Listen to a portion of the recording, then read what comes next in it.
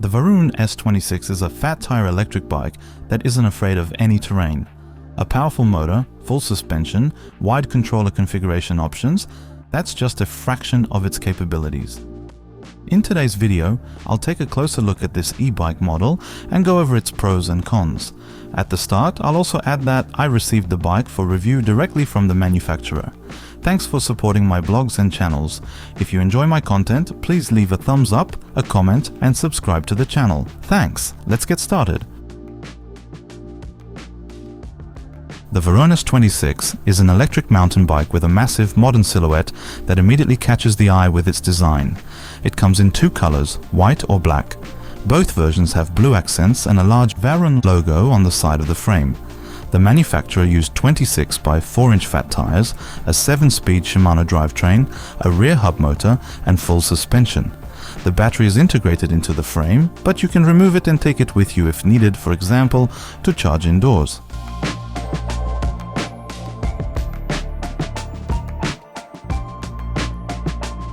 I didn't have any particular issues assembling the bike. Like most e-bikes on the market, the Varun arrives partially assembled in a large and heavy box. The bike itself weighs 35 kilograms, which places it roughly in the middle of the pack weight-wise. That's actually a plus. You can lift and carry it up a few stairs, though of course a few kilos less would always be better. I did notice a few things during assembly. The manufacturer went with plastic pedals instead of metal ones, and also used a rather odd rear fender mounting system. The front installation is straightforward, just like any other e-bike. The rear, however, requires a special bracket mounted to the seat post. It allows for decent angle adjustments, but once you tighten it properly at the right height, it interferes with adjusting the saddle height. If you're the only one riding the bike, you won't notice it, but if multiple people use it, it quickly becomes annoying. The rear reflector is mounted the same way. There's no built-in rear light or brake light here. The Varun is large with a sizable front suspension fork. That's a big plus because the handlebar stem also sits higher. Thanks to that, I was able to quickly find a comfortable riding position, and I'm 182 centimeters tall and weigh nearly 100 kilograms.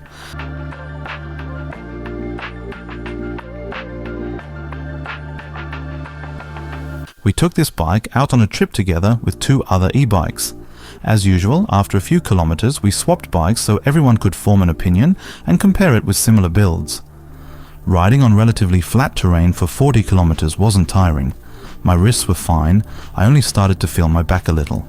But riding off-road at higher speeds is where the S26 truly shines.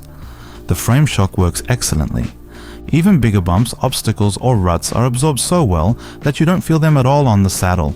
It provides a lot of stability, even on tougher terrain. I even rode it on deep sand where walking was difficult. And blasting through a forest trail at nearly 40 kilometers per hour was pure joy. I always felt in control, even though the adrenaline was pumping.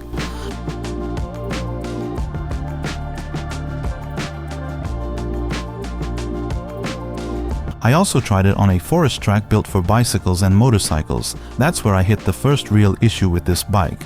While I have no complaints about the handling in different terrain, two things stood out. After just a few jumps on small ramps, one of the plastic pedals bent and gave me the same feeling as if it had been threaded on crooked. I fixed it with a simple trick, left the bike in the sun for 10 minutes, straightened the warmed-up pedal, and ordered a set of solid metal pedals right away. The stock ones just aren't suited for hard riding.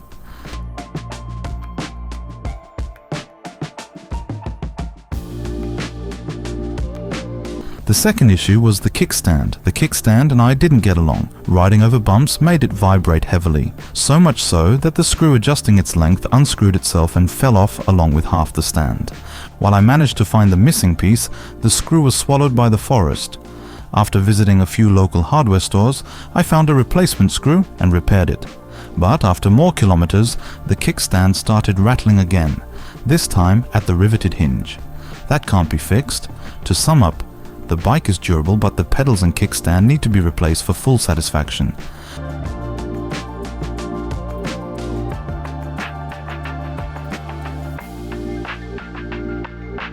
In the video, you can also see me riding with the rear fender, which suddenly disappears. I lost to the design here. While swinging my leg over the saddle to mount the bike, I caught the fender and simply snapped it at the mount. So be careful with this element or opt for a better solution. As usual, I wrote to the manufacturer about it. They confirmed that if anything like this happens, you can contact their service and they'll send replacement parts free of charge to any customer, not just me. Worth mentioning, since in this case it was mostly my fault for breaking those parts. Assist system and controller. The Varun S26-1 has a motor capable of delivering up to 750 watts of power. The manufacturer claims 80 Newton meters of torque. In locked mode, you're limited to 25 kilometers per hour, with power restricted to 250 watts. Pedal assist is managed by Cadence Sensor, and it's one of the better ones I've tried. If you've watched my earlier reviews, you know my favorite setup is a torque sensor, and I usually dislike Cadence sensors because they make pedaling lazy. But the Varun S26 is different. The controller cleverly manages the motor's power and how it's delivered. Acceleration feels natural. When approaching the 25 kilometers per hour limit, the motor doesn't cut out abruptly. Instead, assist gradually decreases until it phases out around 27 to 28 kilometers per hour. I really like that because in many bikes the motor kicks in like a rocket, and when you hit the speed cap for the gear, it cuts power so sharply that you feel a jerk. None of that here. A big plus.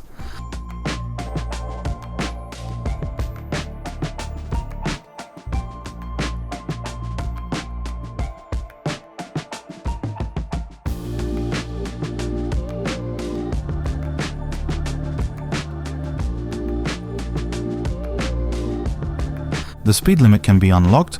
I'll show you how in a separate video, link in the description. Once unlocked, the bike can reach up to 40 kilometers per hour on flat ground. On hills, however, you can feel that the motor doesn't really have 80 Newton meters. It feels closer to 50. Speed drops noticeably despite harder pedaling. Also, the bike comes with a throttle for pure electric mode, which you can install if you want. I skipped it during my tests.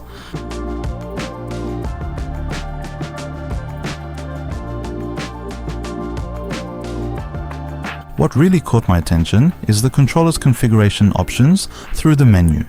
You can adjust each assist level, decide on speed splits, and tweak the bike's behavior. For example, you can control the maximum battery voltage allowed for each PAS level. This way, on lower assist levels, you can significantly limit motor power for more relaxed riding. If you've ridden Cadence Sensor bikes, you know they usually deliver 100% motor power every time, which is unnecessary. Here, you have at least partial control.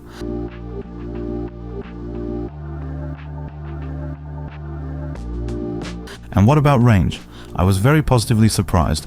I never ride gently. I push bikes hard in all kinds of conditions, so you'll know what they're really capable of.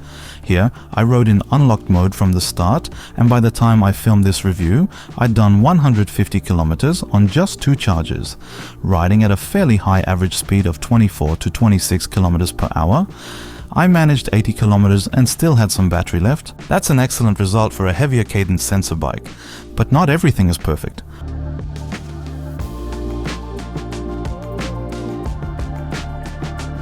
While this bike rides great and accelerates well, stopping quickly can be an issue. With my 100 kilogram weight plus the 35 kilogram bike, there's quite a lot to stop, especially at higher speeds. Unfortunately, the manufacturer went with mechanical disc brakes, classic cable actuated ones.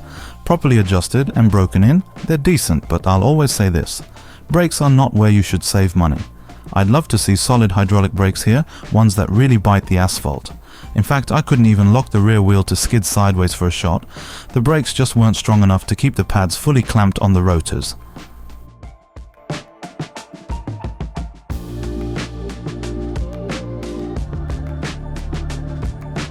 Summary. The Varun S26 is a bike that looks fantastic. The large frame shock stands out visually, and in practice it works beautifully. The drivetrain performs well, despite being based on a simple Cadence sensor. Combined with a surprisingly good controller, it makes the whole build fun to ride, even on long trips. I really like this bike, especially without the rear fender, when it looks like a classic bobber. Interestingly, whenever we stopped to take photos or shoot some footage, people often came up to ask about the bike. It definitely grabs attention. For full satisfaction though, you'll want to swap the pedals for metal ones, install a better kickstand, and think about upgrading the rear fender. Still, this is a great bike not only for riding in rough terrain but also for everyday use. Thanks a lot for watching. If you have any questions, feel free to drop them in the comments.